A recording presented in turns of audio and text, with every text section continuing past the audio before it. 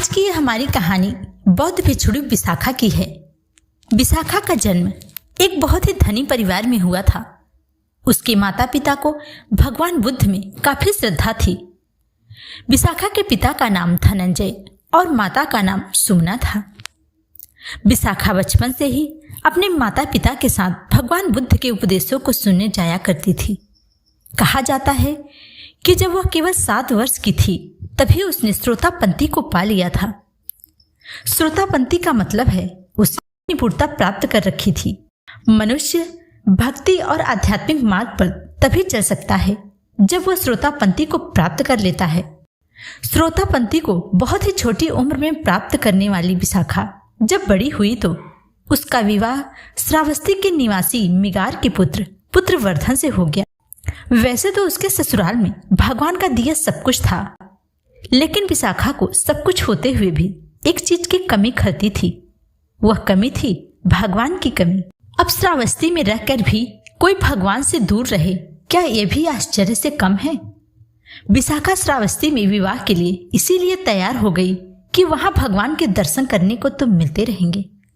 भगवान बुद्ध अपने जीवन के 40 वर्षों में से 25 वर्ष श्रावस्ती में ही व्यतीत किया था। विशाखा के पति और ससुर पूजा पाठ करते और धन कमाते थे। कभी भी साधु संतों को दान नहीं देते थे और ना ही भोजन कराते थे। उन्होंने अपने जीवन में धर्म के लिए कोई भी अच्छा कार्य नहीं किया।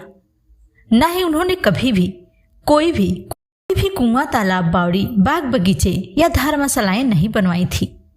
शुभ कार्य के नाम पर उन्होंने आज तक एक पैसा भी खर्च नहीं किया था। एक दिन की बात है, विशाखा अपने ससुर को भोजन परोस रही थी। तभी एक बौद्ध भिक्षु भिक्षा मांगने के लिए वहां आ गए।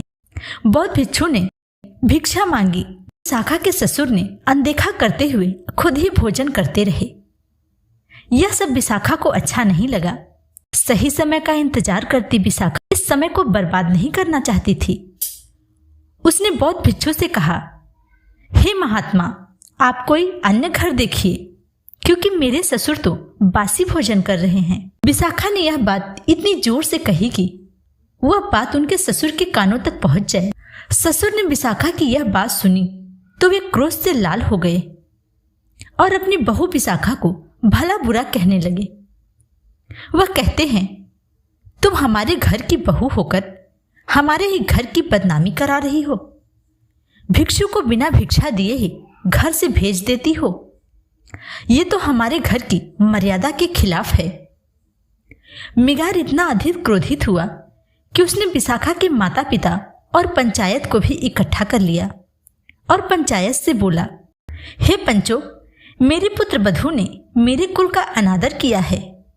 उसने एक बौद्ध भिक्षु को यह कहकर वापस भेज दिया कि मेरे ससुर तो बासी खाना खा रहे हैं, आप कोई अन्य घर देखिए। इसलिए पंचों, आप ही इसका फैसला करो। मैं अपने पुत्र वधू से छुटकारा चाहता हूं।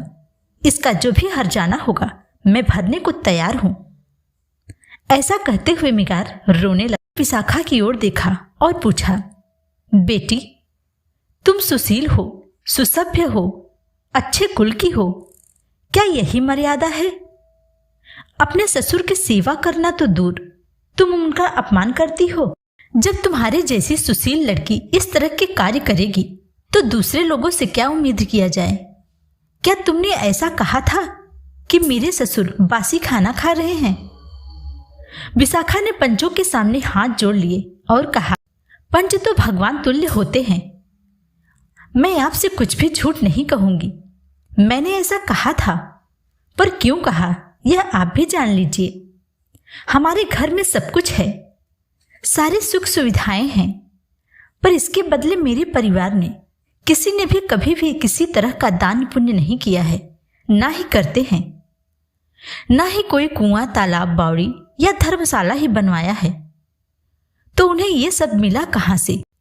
पिछले जन्म की कुछ कमाई होगी जिसे वे खर्च कर रहे हैं। इस जन्म में तो इन्होंने ऐसा कुछ नहीं किया है, तो भी ये सुख वैभव भोग रहे हैं। तो आप ही बताइए, मैंने क्या गलत कहा है? मैंने तो भिक्षु को बस इतना ही कहा है कि मेरे ससुर बासी भोजन कर रहे हैं। विशाखा की बात को सुनकर पंच बहुत खुश हो गए और उन्होंने विशाखा की खूब प्रशंसा की और मिगार से कहा कि तुम्हारे संपत्ति पर बहू का भी कुछ हक है कि नहीं?